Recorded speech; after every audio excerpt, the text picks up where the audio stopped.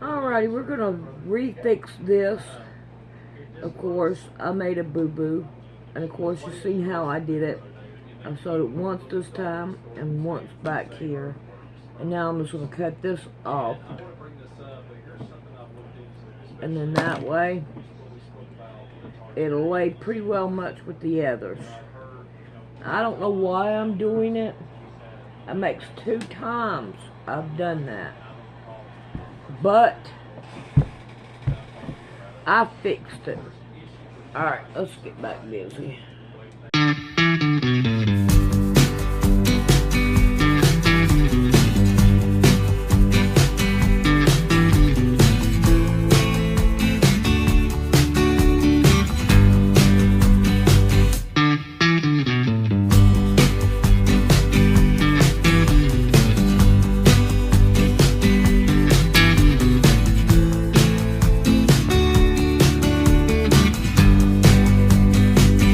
Sources call this Operation Roosevelt. It all begins today, from cracking down on these illegal vendors to cleaning up garbage on the streets and seizing illegal scooters. All of it to clean up and bring back this neighborhood. So for months, the streets of this working class neighborhood have been overrun with every type of crime you can imagine. And finally, law enforcement is here to tear down what is essentially a strip mall full of stolen goods and businesses offering illegal services. But while this operation is off to a promising start, residents are worried that once police leave, the criminals will all come back, leading to a resurgence of crime in a neighborhood that's already way past its breaking point. The NYPD will be working to reduce retail theft and the sale of stolen goods. Just after dawn, hundreds of NYPD officers, state police officers gathered at 83rd and Roosevelt to begin the process of cleaning up what people here have been complaining about for years. Jose Restrepo told us in Spanish and in English the lack of public safety reminds him of the crime-ridden villages in his home country of Colombia. All the vendors that I've observed, they were all migrants who crossed into this country in the last year or two. Throughout 2023, the number of these vendors continued to grow exponentially, and the number of robberies in the stores around here just going off the chart. 9 lieutenants, 42 sergeants, 176 police officers. We are going to shut all of you down before this 90 days are over. We are coming for you. But police can only do so much, with some of these reopening under a different name just days after getting shut down. We've done several raids, but what we notice is that you can't just close one thing down because tomorrow they'll be there again.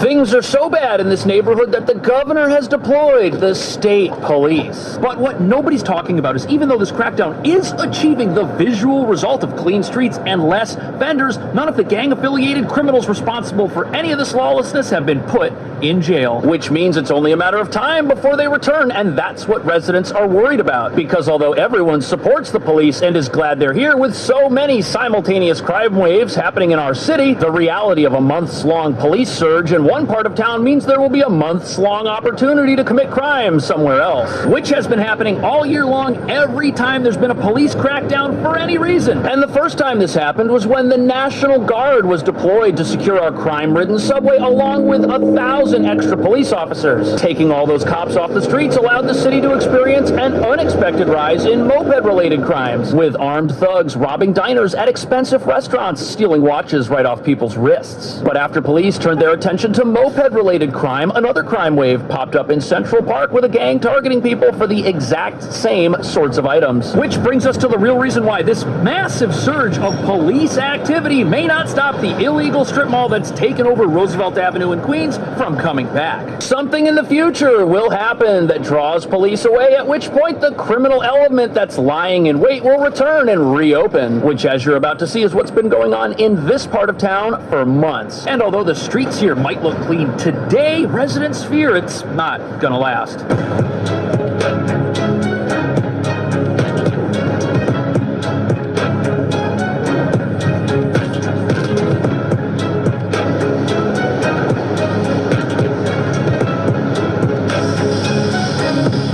People are driving all kinds of stuff on the road these days. And the worry is that without a constant police presence in this area of Queens, once the police pull out, the worry is that the criminals are just going to come right back, because that's what they've done every other time there's been a crackdown on the illegal activity going on here. The police can confiscate all the mopeds they want. They can shut down all the vendors, confiscate all their goods, yet they still come back and reopen. It's been a constant battle that's been going on here. Now, it's important to understand that criminal activity in this neighborhood, it's been a problem for a very long time, since before New York City even had an asylum crisis. However, even though most of the asylum seekers who've come here, over 200,000 in fact, are not here to join gangs or commit crime, a small minority of people have exploited that situation to their advantage and are now using it to commit even more crime than we've seen on our streets in a long time. We're not here for one day and go away. We're here for the problem to go away. Mayor Adams making that bold promise and setting a 90-day target to clean up the illegal vendors plaguing Roosevelt Avenue.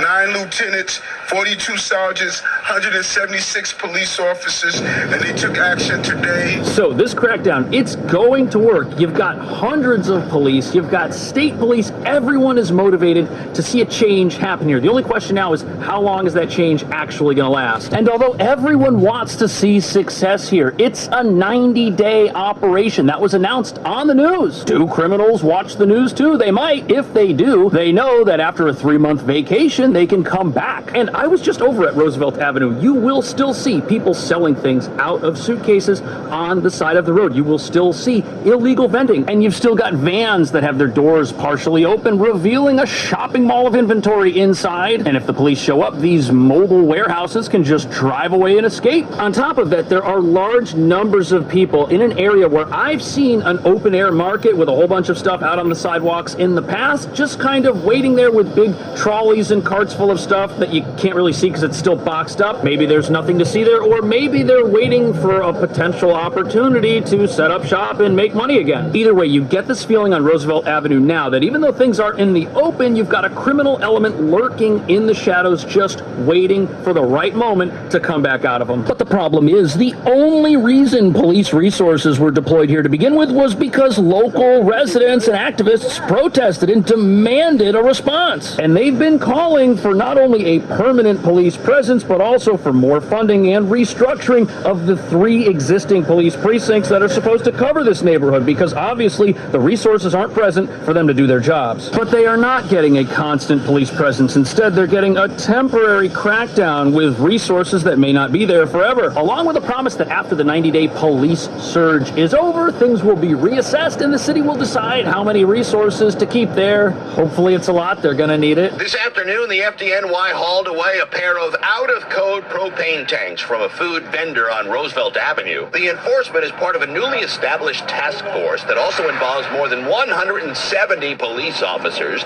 and more sanitation workers to haul away the seemingly endless piles of garbage. So literally every single thing that can go wrong and can be illegal, it's all happening right on Roosevelt Avenue. Everything from illegal mopeds to illegal businesses to people selling illegal gas tanks. What if those exploded? That would be terrible. Now, throughout these reports, you're going to hear the term multi-agency effort. It keeps coming up, and that term reveals another aspect of how crime in New York City is seemingly allowed to surge with no end in sight. And when you hear the words police crackdown, you tend to think, like I do, okay, they're going to go in there and they're going to arrest the bad guys and lock them up. But that's not what happens. No, instead, they're going to go in there, they're going to give people tickets, they're going to confiscate stuff that's not supposed to be there, they're going to shut down businesses that shouldn't be operating or might have permit violations. These other agencies are also going to offer people services who may be homeless or in need. But what this means is if there is something illegal happening with these people who are selling tools out of the back of their white van, if that operation gets cracked down on,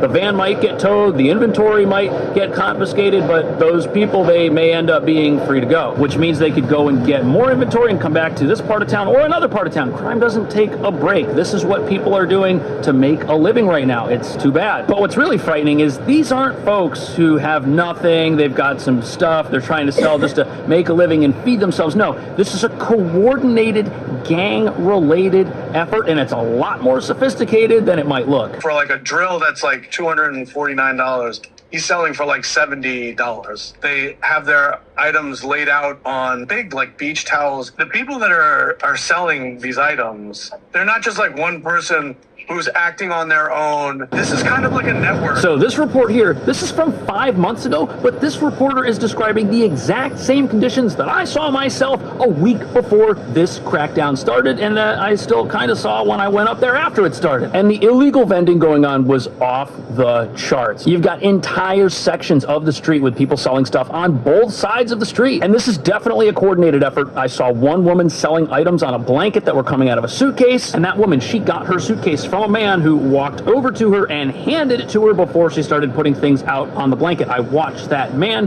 then walk down the street and hand another similar suitcase to another woman who was doing the exact same thing, creating a sort of illegal open-air strip mall type of thing. That's what this is. And although this has always happened in this section of town to some extent, it's become really bad over the last year as the asylum crisis has reached its current size and scale. Not because of the asylum seekers, but because of a small but active criminal element that has infiltrated their ranks, and that criminal element is growing, finding willing accomplices who are desperate or who aren't desperate but are coerced into joining these criminals and helping them. And before we get into the asylum crisis related aspects of this, it's important to understand that many of the people who are living in our shelters right now, they've fled extreme poverty and they moved into those shelters believing in the promise that the American dream was just a couple of weeks away. They weren't going to have to live in these shelters forever. They were going to get help applying for asylum and help getting jobs, but none of that has happened. So you do have people who are desperate and have spent pretty much everything they had to come here. Now, that's not an excuse for criminal activity, no way, but it does explain how eventually these gangs are able to find a small number of people to join their ranks. But the other problem is that in New York, we've got soft on crime laws. We allow rampant lawlessness, and you may have people who are well-meaning and don't even understand that what they're doing might not be allowed because they see other people doing it, and this is an example of how allowing lawlessness to spread will suck the law-abiding into the criminal underworld even without knowing it. And as long as a dysfunctional system like that keeps operating, these criminals are going to have all the fuel they need to keep operating as well.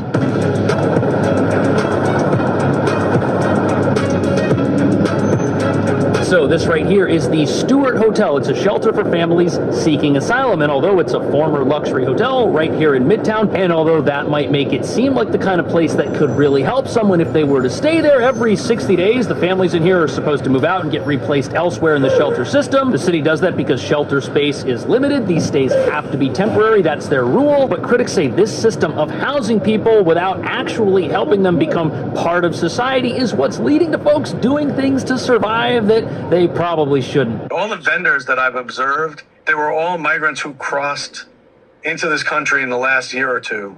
Throughout 2023, the number of these vendors continued to grow exponentially, and the number of robberies in the stores around here just going off the chart. So this was actually a very dangerous assignment. More than one photographer. So it's important to understand that unlicensed vending, it doesn't just happen over on Roosevelt Avenue. It happens everywhere throughout the city, even here in Midtown Manhattan across the street from Macy's. It's prevalent pretty much everywhere at this point, and it's entirely possible that some of the folks you see selling possibly fruit or other items aren't actually part of a gang. But the people selling items that look stolen and still have tags on them, that's another story. There are plenty of folks doing that too, but in a city with no law and order, nothing is going to be done about it, and you can't blame folks who are here and were told they were going to get help and who haven't gotten it from doing what they see other people doing. In fact, look at this. On the same street corner as the shelter, you've got some sort of table display of a person selling stuff. But whether or not this is legal, which it probably is, that's not the issue. The issue is we don't have enough police to stop all of these unlicensed vendors, which means if there's unlicensed vending in one part of town and it gets shut down there, well, it's just going to come to another part of town and open up there. And since we don't have enough police to shut down our epidemic of rampant shoplifting, people are always going to find ways to obtain things that they can sell super cheap almost instantly on the side of the street somewhere. Jose Restrepo told us in Spanish and in English the lack of public safety reminds him of the crime-ridden villages in his home country of Colombia. 3 months from now, city leaders will... So it's incredibly sad to hear this, and it's proof that progressive policies like releasing people who commit the same crimes over and over again just so they can get another second chance, that hurts the vulnerable, that hurts your working class neighborhoods, because that's where these people go to commit crime, because that's where there hasn't been an adequate police presence for years. And this is exactly what's been happening on Roosevelt Avenue, which residents protested, fearing that their neighborhood was going to get swallowed up in the same types of crime that many residents of that neighborhood fled in the past. But the plan now is for police to police this area with the help of state troopers for 90 days and then examine the whole situation. And unfortunately, I'm going to translate for you what that means. What that means is that 3 months from today, the crime situation over on Roosevelt Avenue will look very different than it did a week before this whole thing started. There will be less 911 calls. You will have visibly less vendors on the sides of the street, and residents, when interviewed, will say that yes, things have improved. And that right there is going to have the city asking itself if they can maintain this type of environment, this crime-free environment with less resources, because they don't have enough resources as it is. And the problem with asking a question like that is that the only way to answer it is to try and see what happens, which means they're going to pull the police out and see if the neighborhood stays crime-free. We are going to shut all of you down before this 90 days are over. We are coming for you. Mayor Adams stressing that this is a 90-day program. They want to get these problems contained within 3 months so that this extra police presence is not a permanent fixture. So there you have it.